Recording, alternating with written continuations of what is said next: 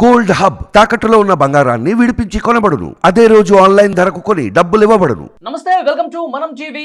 నేను వలి. ఇప్పుడు ఎక్కడ చూసినా సరే కేకే సర్వే గురించే ఎక్కువగా వినిపిస్తోంది మాట.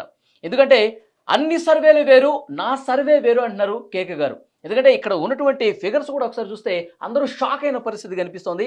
175కి కేవలం 14 స్థానాలు మాత్రమే వైఎస్ఆర్ కాంగ్రెస్ పార్టీ గెలుచుకోబోతుందని చెప్పారు. సో 144 స్థానాలు తెలుగుదేశం పార్టీ పోటీ చేస్తే 133 స్థానాల్లో గెలుస్తుందని చెప్పారు. తర్వాత జనసేన 21 స్థానాల్లో పోటీ చేస్తే 21కి 21 గెలిచేస్తుంది జనసేన అని చెప్పారు. సో భారతీయ జనతా పార్టీ 10 స్థానాల్లో అసెంబ్లీ స్థానాల్లో పోటీ చేస్తే 7 గెలుస్తుందని చెప్పి చాలా స్పష్టంగా కేకే గారు చెప్పిన పరిస్థితి కనిపిస్తుంది. సో అన్ని సర్వేలు పక్కన పెట్టేసి కేకే సర్వేనే ప్రస్తుతం ట్రెండ్ అవుతున్న పరిస్థితి కనిపిస్తుంది. ఏంటి అసలు దీని వెనకాల ఉన్నటువంటి ఇది నిజంగా వాస్తవమా కాదా, ఏదో నోటుకొచ్చింది చెప్పేశారని చెప్పి చాలా మంది డౌట్ పడుతున్న పరిస్థితి కనిపిస్తుంది. సో దీని మీద కొంత మనం మాట్లాడే ప్రయత్నం చేద్దాం. కేకే సర్వే అధినేత కేకే గారి ప్రస్తుతం మనతో ఉన్నారు, వారితో మాట్లాడదాం. నమస్తే అండి. నమస్తే వలి గారు. ఒక్కసారిగా అందరూ చూసి షాక్ అయ్యారు. 151 స్థానాలతో ఉన్న వైఎస్ఆర్ కాంగ్రెస్ పార్టీ ఒక్కసారిగా 14 స్థానాలకే పరిమితం అవుతుంది. ఏంది కేకే సర్వే, ఏంటి ఈ సర్వే అంటే నమ్మొచ్చా నమ్మకూడదని చెప్పి పెద్ద ఎత్తున చర్చ జరుగుతుంది. నేను స్ట్రైట్గా ఒక ప్రశ్న అడుగుతున్నాను, చంద్రబాబు గారికి కేకే అమ్ముడుపోయారా? ఏమంటారు? అంటే వాళ్ళు ఎవరైనా తల కింద తపస్సు చేసినా కొనడం కష్టం సార్. అంతేనా? చంద్రబాబు కదా, ఎవరైనా ఎనీ పార్టీ. ఎందుకంటే మనం రిపోర్ట్ సేల్ చేస్తాం, మనల్ని మనం సేల్ చేసుకోం. మీరు ఎవరైనా మనకు సర్వే రిపోర్ట్ కావాలి, విలేజ్ వారిగా కావాలి, మండల వారిగా కావాలి, ఎవరికైనా చేసి పెడతాం. రేపొద్దున మీరు ఎమ్మెల్యేగా క్యాండిడేట్గా కంటెస్ట్ చేస్తే మీకైనా సేల్ చేస్తాం రిపోర్ట్. అంటే మీకు కావాల్సినటువంటి ఇన్ఫర్మేషన్, లేకపోతే ఎలా ఉంది ఓట్ బ్యాంకింగ్, ఏం చేసుకుంటే మారుతుంది. ఇప్పుడు టీడీపీ చేసి పెట్టారా? టీడీపీ ఎమ్మెల్యేకి చేస్తాం, మీ టీడీపీ ఎమ్మెల్యేలు చేస్తాం, వైఎస్ఆర్సీపీ ఎమ్మెల్యేలు చేస్తాం, జనసేన ఎమ్మెల్యేలు చేస్తాం. ఓవరాల్ పార్టీ కోసం చేయలేదు. ఓవరాల్ ఎప్పుడు పార్టీ కోసం చేయం, ఇప్పుడు చేయం. వాళ్ళు కూడా ఒక పార్టీ సర్టెన్ రిక్వైర్మెంట్తో చేస్తారు. బట్ పార్టీకి వర్క్ చేయడం వేరు కంప్లీట్గా. ఏంటి ఒక 14 స్థానాలు ఇచ్చారు అంటే మీకు అట్లా తెలుసు? మీకు 14 అనేది నెంబరు చిన్న, అంటే 175 మీద 14 అంటే తక్కువ కనపడుతుంది సార్. లేదా లాస్ట్ టైం 151 అనే సౌండ్ బాగా రిజిస్టర్ అయింది కాబట్టి 161 ఎలా వెళ్తుంది ఓవరాల్ కూటమి అనేది కష్టంగా అనిపిస్తుంది. మన లాస్ట్ టైం నాకు ఇదే ప్రాబ్లం వచ్చింది. 150 వెళ్ళిపోతుంది అన్నప్పుడు అసలు నరమానవుడు ఎవరు నమ్మే పరిస్థితులు లేదు. మా వాళ్ళు 150 ఎలా వెళ్తుంది, మా వాళ్ళకి 130 వరకు 120 వరకు వెళ్తుంది కానీ 150 టచ్ అవ్వదు అని వైఎస్ఆర్సీపీ వాళ్ళు కూడా నమ్మలేదు. బట్ గెలుస్తుంది కానీ కాన్ఫిడెంట్ కానీ 150 అనేది ఇంపాసిబుల్ కేసు. ఆల్రెడీ సిట్టింగ్ ఉన్నది 25 సీట్ల లోపలికి ఎలా వెళ్ళిపోద్ది అనేది అనేవారు. కానీ పర్సెంటేజ్ ఆఫ్ ఓట్ బ్యాంకింగ్ చూడాలి. మీకు లాస్ట్ టైం 10% ఆఫ్ డిఫరెన్స్ కనపడింది, ఇప్పుడు దానికంటే మాకు 15% డిఫరెన్స్ కనపడుతుంది ఓవరాల్ గా చూసుకుంటున్నప్పుడు కన్సాలిడేట్ గా. అప్పుడు వైసీపీకి కూటమికి 15% డిఫరెన్స్ ఉందా? మినిమం 15% డిఫరెన్స్ కనపడుతుంది. సో అది రేపొద్దున 1% తగ్గచ్చు, 1% పెరగచ్చు, అది వేరే విషయం. బట్ అరౌండ్ 15% మీకు డిఫరెన్స్ ఉన్నప్పుడు huge number of vote banking difference వస్తుంది. అంటే స్టిల్ 35% మీకు ఓట్ బ్యాంకింగ్ వైఎస్ఆర్సీపీకి అలాగే ఉంది. కంప్లీట్ గా తుడుచుకు వెళ్ళిపోయింది వైఎస్ఆర్సీపీ, అలా ఏం కాదు. అంటే వాళ్ళకి వేసే వాళ్ళు డెఫినెట్ గా ఉంటారు, ఎస్సీలు, ఎస్టీలు, మైనార్టీలు. సో వాళ్ళ ఓట్ బ్యాంక్ అనేది వాళ్ళకి ఉంది. అంటే అందరు ఎస్సీలు అలా ఉంటుంది సార్. మామూలుగా దాంట్లో 90% ఉండొచ్చు, దాంట్లో 70% మెజారిటీ శాతం ఉంటుంది. Obviously I accept that one. But ఇంకొక 10% తగ్గినా కానీ, ఇంకా ఆల్రెడీ మధ్యలో ఉన్నటువంటి బీసీ సెక్షన్ కొంచెం మారినా కానీ, న్యూట్రల్స్ కొంచెం షిఫ్ట్ అయినా కానీ, బయట నుంచి ఇంతమంది హైదరాబాద్ నుంచి ట్రావెల్ చేసి వచ్చేయలేరు. వాళ్ళు ప్రభావితం, అంటే వాళ్ళు అక్కడ ఉన్నటువంటి అవ్వకో తాతకో వాళ్ళు ఓట్లు వైఎస్ఆర్సీపీకి వేద్దాం అనుకున్నా కానీ వీళ్ళు కన్విన్స్ చేసే దగ్గర పరిస్థితి కనబడ్డాయి ఇంతమంది లక్షల మంది వెళ్ళినప్పుడు. సో అయితే మీరు ఏ విధంగా శాంపిల్స్ తీసుకున్నారు, ఎట్లా సర్వే చేశారు, ప్రజలు ఎందుకు నమ్మాలి? అంటే మనకు చాలా ఇంట్రెస్ట్ అయిపోయింది సార్. మనం ఒక 4 లేయర్స్ లాగా చేస్తాం. ఫస్ట్ లేయర్ ఏంటంటే ఇనిషియల్గా 500 to 1000 శాంపుల్స్. ఎందుకంటే డే 1 ఎక్స్పెక్ట్ చేస్తారు కాబట్టి మనకు ఆ బ్రాండింగ్ మీద ఒక ఎలా ఉంది అక్కడ నియోజకవర్గం అనే పరిస్థితులు దాన్ని బట్టి మేము అంచనా వేసి ఒక ఫస్ట్ 1 లేయర్ మనం తీస్తాం. ఆ ఫస్ట్ లేయర్లోనే కనీసం మనకు ఏపీ వరకు చూసుకుంటే ఒక 50 నియోజకవర్గాల వరకు పక్కన పెట్టచ్చు. ఇది ఎవరు గెలుస్తారని కాన్ఫిడెంట్ తెలిసిపోద్ది. తక్కువ మీరు వెళ్ళినా కానీ ఒక 2 రోజులు స్పెండ్ చేసినా కానీ శాంపుల్స్ గింపుల్స్ లేకుండా రఫ్ గా నియోజకవర్గం ఒక కార్లో 4 వెళ్ళినా మీకు 2 రోజులు తెలిసిపోయే నియోజకవర్గాలు ఉంటాయి. ఒక 50 నియోజకవర్గాలు పక్కన పెట్టేస్తారు ఆబ్వియస్ గా. తర్వాత ఆబ్వియస్ గా మనం ఎప్పుడు పక్కన పెట్టారు ఇవి? అభ్యర్థుల ప్రకటన తర్వాత పక్కన పెట్టారు. చెప్తున్నాను సార్, 3 months ముందే పక్కన పెడతాం. బట్ ఇండివిజువల్గా ఒక ఎమ్మెల్యే గారు ఆర్డర్ ఇచ్చారు అనుకోండి, వైఎస్ఆర్సీపీ ఎమ్మెల్యే తీసుకుని ఆర్డర్ ఇచ్చారు అనుకోండి, ఆయన విలేజ్ వారీ రిపోర్ట్ కావాలి కేకే అన్నప్పుడు ఆయన సర్వేతో పాటు చుట్టుపక్కల నియోజకవర్గాలు కూడా మండల వారిగా తీసుకునేది ట్రై చేస్తాం. ఎందుకంటే మనకు ఒక టీం నాడు పంపించినప్పుడు చుట్టుపక్కల తీయడానికి చాలా ఈజీగా ఉంటుంది. అకామిడేషన్ కానీ, ట్రావెలింగ్ కానీ, మన ఖర్చులు కానీ కలిసి వస్తాయి. సో చుట్టుపక్కల మండలాలకు తీసుకొస్తాం. కానీ ఆయనకి విలేజ్ వారి రిపోర్ట్ సబ్మిట్ చేసే ముందర ఇంకో థర్డ్ లేయర్ ఏంటంటే మనకు స్లీపర్ సెల్స్ ఇన్ఫర్మేషన్ అని మనకున్న ఉన్నటువంటి ఇంతకుముందు విగ్రస్గా చేశాం కాబట్టి ఉమ్, పలానా వల్లి గారు పలానా నియోజకవర్గంలో నాకు బాగా తెలుసు అని ఆయనకి ఎంతో అమౌంట్ ఇచ్చి చేసేవాళ్ళు అంటారు. అమౌంట్ ఇవ్వకుండా ఫర్ సపోజ్ మీరు డాక్టర్ గారు అనుకోండి, మీకు మేము అమౌంట్ ఇవ్వలేం.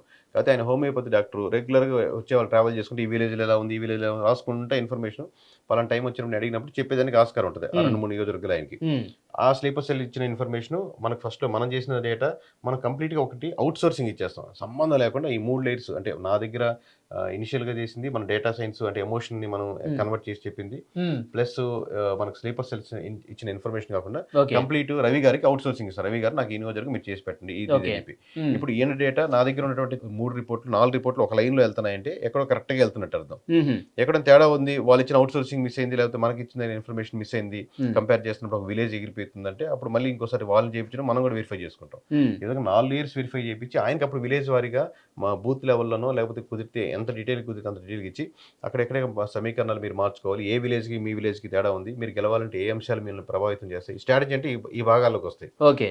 ఇవి కన్సాలిటీగా రిపోర్ట్ ఇస్తాం కాబట్టి ఆబ్వియస్గా ఆ మార్జిన్ డిఫరెన్స్ అంటే ఒక ఎమ్మెల్యే అభ్యర్థికి చేసినప్పుడు మీరు ఇప్పుడు అబ్జర్వ్ మేము చేసింది. యూట్యూబ్ కోసమో వ్యూవర్షిప్ కోసమో ఇంత మీరు చెప్పినట్టు కోట్లాది మంది చూసి ట్రెండింగ్ అయిపోవాలని ఉమ్. ఉండాలని ఇప్పుడు కోరుకుంటే 175 స్థానాల్లో మీరు రిపోర్ట్స్ కరెక్ట్ గా తీసుకున్నారా? ఏదైతే ఇప్పుడు ఈ లేయర్స్ చెప్పారు మీరు. విలేజ్ వారి రిపోర్ట్లు చాలా ఒక 30-40 గ్రామాల వరకే తీస్తాం సార్. మండల వారి రిపోర్ట్లు ఎక్కువ తీస్తాం. ఓకే. ఎందుకంటే విలేజ్ వారి రిపోర్ట్ అంటే అంటిల్ ఆర్డర్ వచ్చి మనం చేపిస్తే కానీ, ఉమ్, ఎందుకంటే దానికి అంత అమౌంట్ ఖర్చు పెట్టి అనవసరం.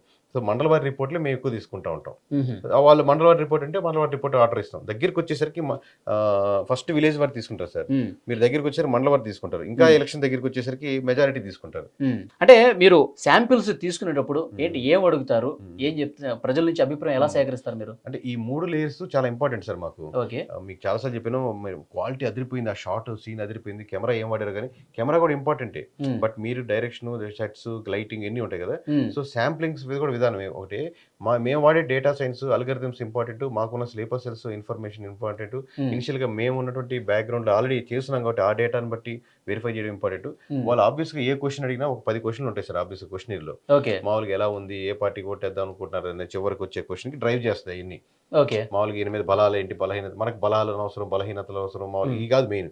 చివరికి అతను డ్రైవ్ చేసి స్టార్ట్గా ఎవరికోటి వేద్దాం అనుకుంటున్నారు అని అడిగి చెప్పరని, ఉమ్. ఇంకేంటండి ఏది సంగతులు ఎవరా ఉన్నారని చెప్పి వాళ్ళు ఆ నియోజకవర్గంలో అభ్యర్థుల ప్రస్తావన అవన్నీ వస్తాయి. చివరికి మనకు కావాల్సిన అంశం ఏంది, మీరు అమ్మాయిని పెళ్లి చేసుకుంటారా పెళ్లి చేసుకోకూడదు అనుకుంటారు, ఫైల్ ఒక మాట చెప్పాలి పెళ్లి చూపులకు వెళ్ళిన తర్వాత. ఓకే. ఉమ్, తర్వాత అంతా బాగుంది, కట్నాలు బాగున్నాయి, అన్ని ఫైనల్గా మేము ఎక్స్పెక్ట్ చేసేది ఏంది, మీరు అంటే అమ్మాయిని ఇద్దామని వెయిట్ చేస్తుంటాం. ఉమ్, సో అలాగే అబ్వియస్గా మేము ఎక్స్పెక్ట్ చేసే ఫైనల్ ఆన్సర్ అది. చివరికి డ్రైవ్ చేసేదానికి రకరకాల ఆప్షన్స్ ఉంటాయి అనమాట. ఓవరాల్గా ఒక ప్యారల్గా మనం ఆ క్వశ్చన్ వైపు తను మళ్ళీ దానికి ఉమ్, చివరికి ఫైనల్గా క్వశ్చన్ కావాల్సింది మీరు ఎవరికి ఓటేద్దాం అనుకుంటున్నారు ప్రశ్నకి వస్తారు. ఓకే. ఆ ఇన్ఫర్మేషన్ మీరు ఎలా గ్యాదర్ చేస్తారు అనేది వాళ్ళు మనకున్న టెక్నిక్. ఇప్పుడు 175 నియోజకవర్గాల్లో మీరు మీ లేయర్స్ ప్రకారం మీ స్లీపర్ సెల్స్ అన్నారు, సో మీ టీం అంతా వర్క్ చేసింది, మీకు వచ్చిన రిపోర్ట్ ఇది. సో అంటే ఎక్కువగా ప్రభుత్వం మీద వ్యతిరేకత కనబరిచిన అంశాలు ఏంటి? వ్యతిరేకత కనపడిన అంశం కూటమి. ఈ రెండు కలపాలి సార్. కూటమి అనేది ప్రధానంగా వచ్చినటువంటి అడ్వాంటేజ్. కూటమి లేకపోతే ఇంత టైట్ ఫైట్లు ఉండేది కాదు. ఓకే. అంటే మంచి వైఎస్ఆర్సీపీ మంచి టైట్ ఫైట్ ఇచ్చే నియోజకవర్గాలు చాలా ఉండేవి. మీకు ఇప్పుడు విడివిడిగా పోటీ చేస్తుంటే డెఫినెట్ గా మళ్ళీ వైసీపీ వచ్చే అవకాశం వచ్చేది లేదనేది ఇంకా చాలా ఫ్యాక్టర్స్ మీద ఆధారపడుతుంది. Okay. బట్ టైట్ ఫైట్ అయితే ఖచ్చితంగా ఫైట్ ఇచ్చేది. చాలా నియోజకవర్గాలు ఇచ్చేది. మీకు జనసేన సపోర్ట్ లేని విలేజ్ ఉండదు ఆబ్వియస్ గా. దాంట్లో ఒక దాంట్లో 1% ఉండొచ్చు, 2% ఉండొచ్చు. లాస్ట్ టైం పవన్ కళ్యాణ్ గారికి 2014 కూడా సపోర్ట్ చేశారు కదా. ఓకే. అప్పటికి ఇప్పుడు క్లియర్ ఏంటంటే ఒక ఫ్యామిలీలో 4 వ్యక్తులు ఉంటే 2 పిల్లలు జనసేన కోటేద్దామని గట్టిగా ఉన్నా కానీ అమ్మా నాన్న అడిగలేరు. వాళ్ళకి ఎందుకు ఓటేసేది, మనం ఏం చేసేయడని చెప్పి అన్నట్టు ఒక ఏహీభావంతోనో ఒక ఉండేది అనమాట.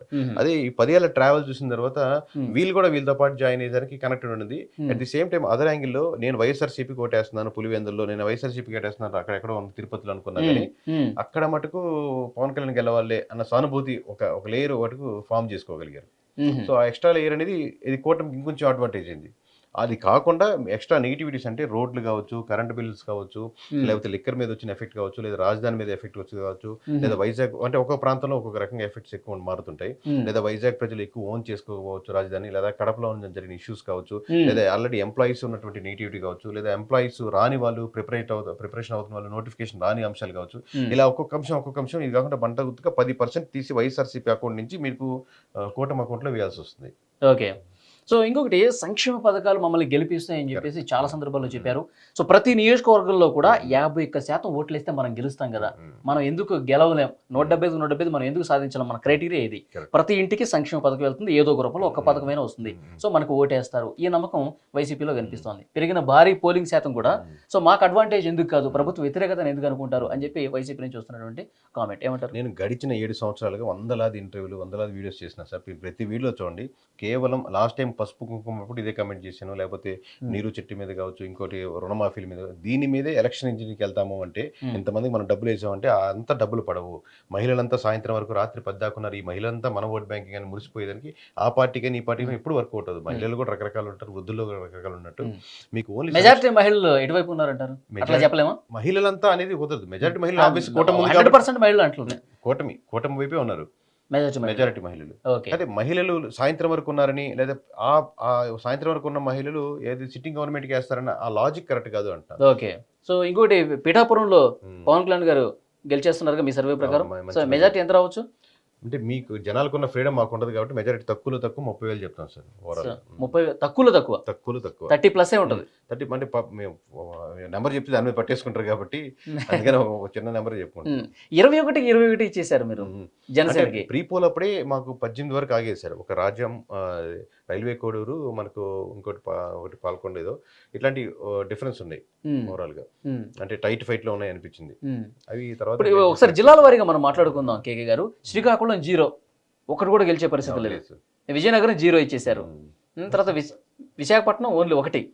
అంటే ఇక్కడ విజయనగరం చూస్తే మీకు బొత్స సత్యనారాయణ గారికి టైట్ ఫైట్ సార్. మామూలుగా ఏ ఎలక్షన్స్ ఆయనకి ఆల్రెడీ ఇంత ఎక్స్పీరియన్స్ లో లెట్స్ సే మేము తప్పు అనుకుందాం, ఆయన టైట్ ఫైట్ లో రేపు పొద్దున 1000-2000 ఓట్లతో గెలిచేశారు అనుకుందాం, బట్ స్టిల్ మేము అంత విజయనగరంలో ఆయనకి టైట్ ఫైట్ ఉందని ఆయన కూడా ఫీల్ అయ్యే పొజిషన్ లో ఉన్నారు ఇప్పుడు ప్రస్తుతానికి. అవునా? విశాఖపట్నం ఓన్లీ అరకొకటి ఇచ్చినట్టున్నారు విశాఖపట్నంలో. ఒకటే ఉందండి. ఓకే, తూర్పుగోదావరి తుని ఇచ్చారు, దాడిశెట్టి రాజా అనుకుంటా. అక్కడ గెలిచేస్తున్నారా మీ లెక్క ప్రకారం? అంటే నేను మీరు క్లోజ్ గా అబ్జర్వ్ చేస్తే ఏ 6 నియోజకవర్గాలు కన్ఫర్మ్ ఉన్నాయి, మిగతా 8 నియోజకవర్గాలు దాంట్లో 14 2 సెక్రటరీ డివైడ్ చేసి ఈ 6 కన్ఫర్మ్ గా గెలిచేది ఉన్నాయి. ఈ 8 మటుకు టఫ్ లో ఉన్నాయి. But we're inclined towards YSRCP, maybe గెలవచ్చు అని. 8లో కూడా మళ్ళీ డౌట్ ఉన్నాయి. ప్లస్ మేము కూడా తప్పులు చేస్తుండొచ్చు కదా, ఇంకో బయట కూడా 4-5 రావచ్చేమో, బట్ ఈ 8లో కూడా పోవచ్చేమో. బట్ ఒక లైన్ చాలా జాగ్రత్తగా వేసుకుంటూ మనం ఒక లడ్డు నెట్ తయారు చేస్తాం. అంటే ఇప్పుడు మీరు చెప్పిన దాన్ని బట్టి 10 కింద కూడా రావచ్చు, సింగిల్ డిజిట్ కూడా రావచ్చు. 14 ఎలా వస్తాయి అంటున్నారు. నేను అప్పుడు అడిగినప్పుడు ఇట్లా తప్పు చేయండి వచ్చేమో, 4 యాడ్ వచ్చేమో అని అంటున్నాను. బట్ అదే విషయం మేము వేసిన దాంట్లో కూడా తప్పులే, వెనక్కి కూడా పోయేదానికి ఆస్కారం ఉంది. ఎందుకంటే నేను క్లియర్ కట్ గా ఏంటో కూడా చెప్పాం. 14 రౌండ్ ఫిగర్ కట్ చెప్పట్లా. ఈ నియోజకవర్గాలు ఇప్పుడు మీరు చెప్పినట్టు తుని ఉంది, లేదా ఆత్మకూరు పోవచ్చు, లేకపోతే ఇంకోటి ఉంది, ఏదైనా పోవచ్చు. ఆ 8 నియోజకవర్గాలు అవి చెప్పం క్లియర్ కట్ గా. కృష్ణా గుంటూరులో మళ్ళీ 0-0 ఇచ్చేసారు. అంటే రాజధాని ఎఫెక్టా ఏం కనిపిస్తుంది ఇక్కడ? అంటే తిరువురు, పామర్రు, పిరిపోల్ వరకు టైట్ అనిపించేసారు. అవి కూడా అవి డిఫెండ్ చేస్తాయి అనిపించాయి, కానీ పోస్ట్ పోల్ చేశాక అవి కూడా ఎడ్జిల్ దాటేస్తున్నాయి అనిపించాయి. లెట్స్ సే మేము తిరువురు, పామర్రు విషయంలో మేము డౌట్ పడితే 1000-2000 తగ్గి అనుకోండి, మేము అనుకున్నానికి అప్పుడు ఆబ్వియస్ గా ఏదో ఒక నియోజకవర్గం కొట్టచ్చు. మేము చెప్పేది ఓవరాల్ మేము చెప్పిన నెంబర్ లో ఒక 4-5 నియోజకవర్గాలు ఇటు రావచ్చు కూడా. బట్ మేము సేఫ్ జోన్కి వెళ్లకుండా ఇప్పుడు 25 ± 10 చెప్పమన్నారు చాలా మంది నా టీము. అప్పుడు కూడా మీరు వచ్చిన నెంబర్ లో క్లోజ్ గా ఉంటుంది కదా, ఇటు వచ్చినా మీరు సేఫ్ జోన్ కదా అని. ఇంత ఎక్స్పీరియన్స్ ఒక నెంబర్ షార్ప్ గా వెళ్ళేదానికి వెళ్దాం. ఎందుకు ఇంత సర్వే కంపెనీకి ఎందుకు ఇంత క్రెడిబిలిటీ పెంచుకునే అవకాశం లాక్స్ ఆఫ్ పీపుల్ మనం ఫాలో అవుతున్నప్పుడు మొన్న 90 వచ్చి ఇంకొంచెం పర్సెంటేజ్ పెంచుకుందామని. ఓకే, సో మేము 98% యాక్యురసీతో ఉన్నాం ఇప్పుడు కూడా. ఓకే, ప్రకాశం 1, ఎర్రగొండపాలెం ఇచ్చినట్టున్నారు మీరు. సో నెల్లూరులో 2 ఇచ్చారు, సర్వేపల్లి, ఆత్మకూరు. సర్వేపల్లి బాగానే గుర్తుపెట్టుకున్నాను. సర్వేపల్లి సోమిరెడ్డి కదా యాక్చువల్గా, ఆయన ఓడిపోతున్నారా? అదే సార్, సోమిరెడ్డి గారికి స్టిల్ ఈ రోజు గెలిచేదానికి కూడా ఆస్కారం ఉంది. బట్ మీరు చెప్పినట్టు ఆనవ రామరెడ్డి గారు కూడా గెలిచేదానికి ఆస్కారం ఉంది ఆత్మకూరులో. బట్ ఆ 8 నియోజకవర్గాలు చాలా టైట్ గా పెట్టి వి డిసైడెడ్ ఓకే ఆ నియోజకవర్గ పరిస్థితులను బట్టి మరి వేరే లేదంటే ఈ నియోజకవర్గ పరిస్థితులు కొంచెం వైసీపీ ఫేవరబుల్ గా ఇప్పుడు కూడా 1000-2000 ఓట్లతో ఇంక్లైన్ అయ్యేదానికి ఆస్కారం ఉంది కాబట్టి చెప్పాం. అక్కడ ఉన్నటువంటి ఎమ్మెల్యే గారి మీద అభిప్రాయాన్ని ఆలోచించి. ఓకే, చిత్తూరు 3 ఇచ్చారు, ఏది గంగాధర్ నెల్లూరు 1, పొంగనూరు 1, చంద్రగిరి 1.